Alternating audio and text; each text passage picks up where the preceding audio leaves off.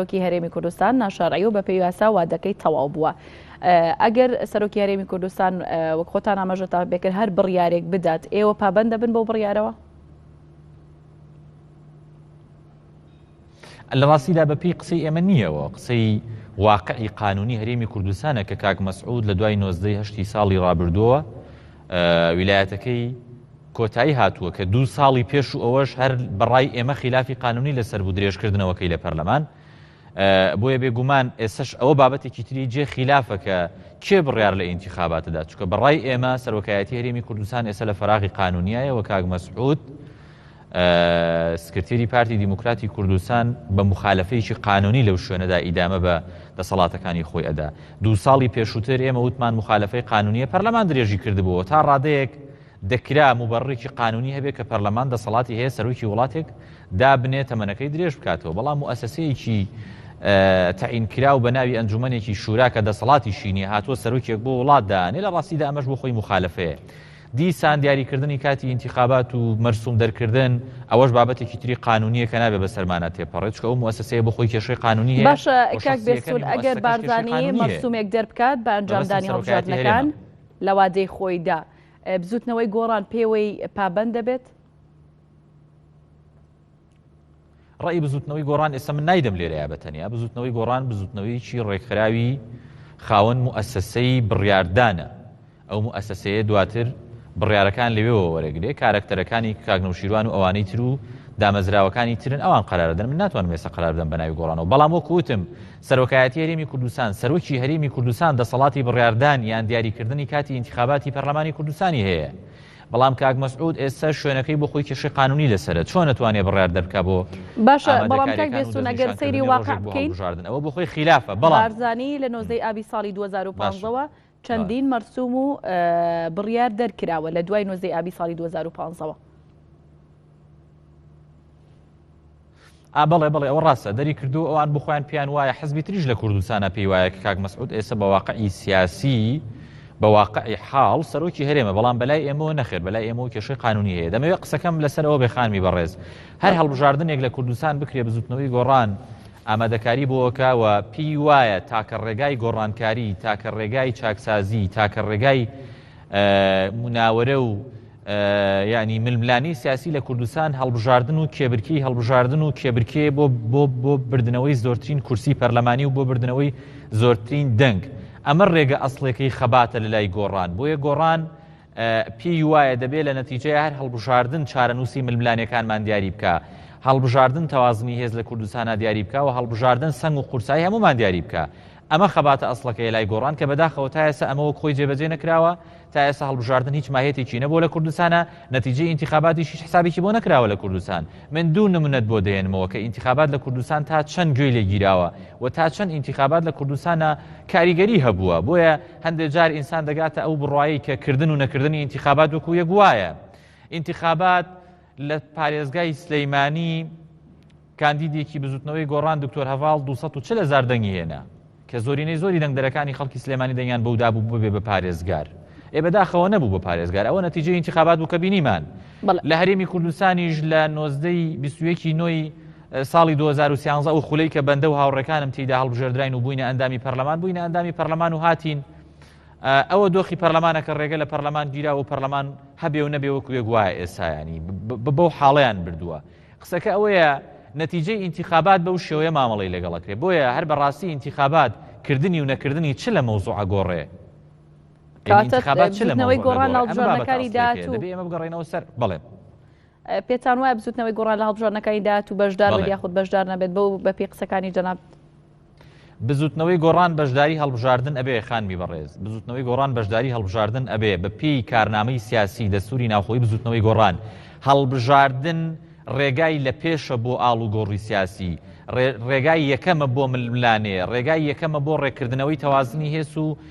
دیاریکردنی چارەنووسی هەموو حزبەکان لەلایەن خەڵکەوە ئەم ڕێگایە ڕێگا ئەسڵەکەیە بەلای گۆڕانەوە بەڵام بەداخەوە ئەم ڕێگایە سەرکەوتو نەبووە ئەم ڕێگایە ئەوە تا دەیبینی نەتیجەکەی حسابی بۆ ناکرێ مؤسسە هەڵبژێردراوەکان ئەو دەستگایانی ئەو کارکتەرانی کە خەڵک متمانەیان نەداتێ چۆن مامەڵەیان لەگەڵ دەکرێت دیقەت بدە سەرۆکی پەرلەمان کاندیدێکە دەبێتە ئەندامی پەرلەمان دواتریش هەموو پەرلەمانتارەکان دەنگێ دەنێ فەرموو ڕێگای هەولێری لێگیرێ مؤسسەی هەڵبژێردراوی پەرلەمان کە 111 ئەندامی پەرلەمانن نوێنەرایەتی 5 ملیۆن هاوڵاتی خەڵکی کوردستانەکان دەبینی کارەکانیان ڕێگای لێگیرێ ئەمە نەتیجەی ئینتیخاباتە هەواڵە بووبەکر لە سلێمانی 240,000 دەنگێنێ دەسوڕێتەوە ناو بازاڕە ڕێگەی پێنادەن بچێتە شوێر کورسی پارێزگار و لێوێ دەست بەکار بێ لە ڕاستیدا ئەوە نەتیجەی ئینتیخاباتە ئەیبینی ئەگەرنا ئینتیخابات بەلای گۆڕانەوە ڕێگای لە یەکەم و لە پێشینەیە بۆ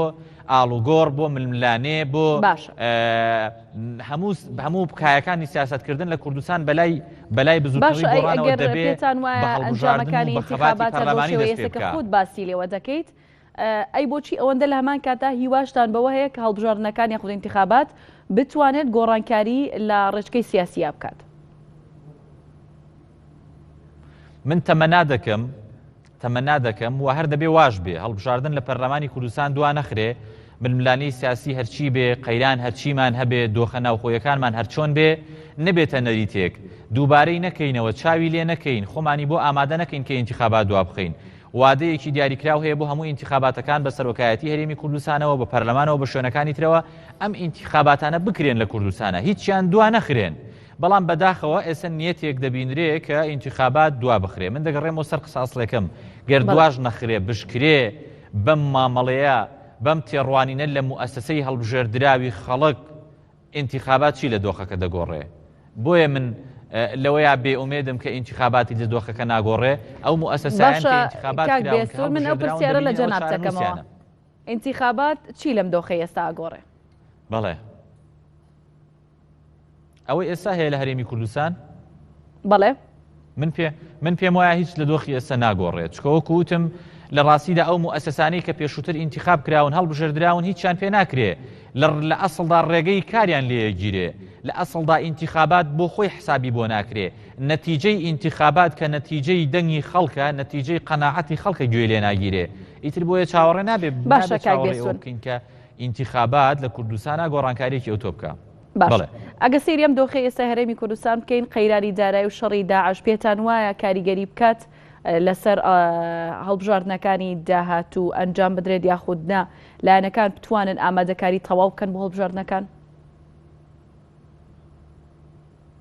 ڕاستە ئێستا حاڵەتی نەفسی هاوڵاتیانی کوردستان و دەنگدەرەکانی ئێمە حاڵەتێکی نەفسی باش و ئامادە نییە بۆ ئینتیخابات ڕاستە قەیران هەیە ڕاستە دۆخی ناوچەکە و کوردستان لە حاڵەتێکی نەخوازرا و شپرزەیدایە بەڵام ئەمانە هیچی بیان و نییە بۆ دواخستنی هیچ هەڵبژاردنێ لە کوردستان بەداخەوە کوتم ئێمە ئەزمونێکی خراپمان هەیە لەگەڵ تەئجیلکردنی ئینتیخابات خولی یەکەمی پەرلەمان 3 جار تەئجیل کراوە 2 ساڵی پێش ئێستا 3 ساڵ پێش ئێستا لە خولی سێمی پەرلەمان بێ ئەوەی هیچ بیانوویەکە بێ هەڵبژاردن بۆ سەرۆکایەتی هەرێمی کوردستان نەکرا بەپێی قانونی ڕقەمیەکی 2005 سەرۆکایەتی هەرێمی کوردستان دەبوو ئەو خولەی کە ئێمە تایە هەڵبژێردراین لە 21 نوێی 2013 دەبوو بە یەکەوە هەڵبژاردن بۆ پەرلەمان و بۆ سەرۆکایەتی هەرێمیش بکرێ هەڵبژاردننی سەرۆکایەتی هەرێم نەکرا لە کاتێکە جەوەکە لەبار بوو پارە هەبوو ئامادەکاری بۆ هەڵبژاردن کرا بوو سندوقێک دانرا بوو بۆ هەڵبژاردننی پەرلەمان بەس ئەوەندەی کەم بوو سندوقێکیش بۆ هەڵبژاردننی سەرۆکایەتی هەرێم دابندرێ چۆن لە 25 حوتی 2009 هەڵبژاردن بە یەکەوە کرا بۆ پەرلەمان و بۆ سەرۆکایەتی هەرێم بەڵام لە 2013 بەبێ ئەوەی هیچ بیانوویەک هەبێ هیچ مبەڕڕێک هەبێ هیچ جەوێک هەبێ کە ڕێگە لە هەڵبژاردن بگرێ هەڵبژاردننی سەرۆکایەتی هەرێم ئۆتۆماتیکی دواخرا نەکرا 2 ساڵ بۆ کاک مەسعود درێژکرایەوە بە قانونێک لە پەرلەمان کە دواتر ئێمە ژوتمان لە پەرلەمانەوە با دەستکاری قانونەکە بکەین و لە پەرلەمانەوە سەرۆک هەڵبژێردرێ ئەوان ڕێگەیان پێنەدا وەکەوەی پێشتر خۆیان لە پەرلەمانەوە کاک مەسعودیان درێژ نەکردبێتەوە قسەکە ئەوەیە یعنی دەست و پەنجە نەرمکردن لەگەڵ تەئجیلکردنی ئینتیخابات لە کوردستان دیاردەیەکی نامۆ نییە و ئامادەی هەیە هەموو کاتێک نیەتێک ئامادەی هەیە لە کوردستانە کە ئینتیخابات تەئجیل بکرێ بەڵام قسەی من ئەوەیە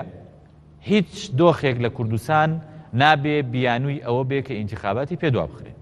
باشە پێتان وایە ئەگەر هەڵبژاردن بکرێت دەنگدەران یاخود ڕێژەی پێویستی دەنگدەران بەرجەستە بکرێت لە دەنگدانەکاندا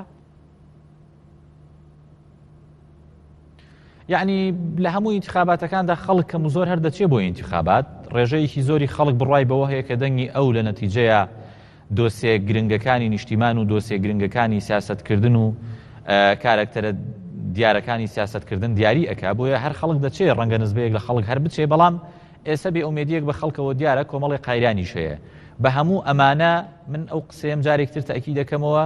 ئەویش ئەوەیە ئێمە ژوک و بزوتنەوەی گۆڕان ئەوەی دەیزانم و ڕێی بزوتنەوەی گۆڕانی ژوازەح ئەوەیە ئێمە لەگەڵ تاجیلکردنی هیچ ئینتیخاباتێکانین بەڵام بێگومان ڕاستی شە دۆخی نەفسی خەڵکی کوردستان لە حاڵەتێکایە ڕەنگە ئەوانیش بۆ خۆیان گەیشت بنە دۆخێک هیچ بڕایەکیان بە ئینتیخابات نەمابێ ئەوانیش گەیشت بنە ئەو حاڵەتەی ئەو کەسانەی ئەو لیستانەی ئەو کاندیدانی کە ئەوان دەنگیان بۆ داو هەڵیان بژارد هیچیان پێ نەکرا ڕێگەیان لێگیرا دەرفەتیان پێ نەدرا دەنگەکانی ئەوان نوکی قەڵەمەکانی ئەوان هیچ نەتیجەیەکی لێ نەکەوتەوە بۆیە ئەکرێ ئەمە بێئومێدی زیاتری لە ناو خەڵکا دروست کرد بێ بەڵێ بێستون فایق ئەنجام پەرلەمانی کوردستان سوپاس کە لە گەڵمان بووین.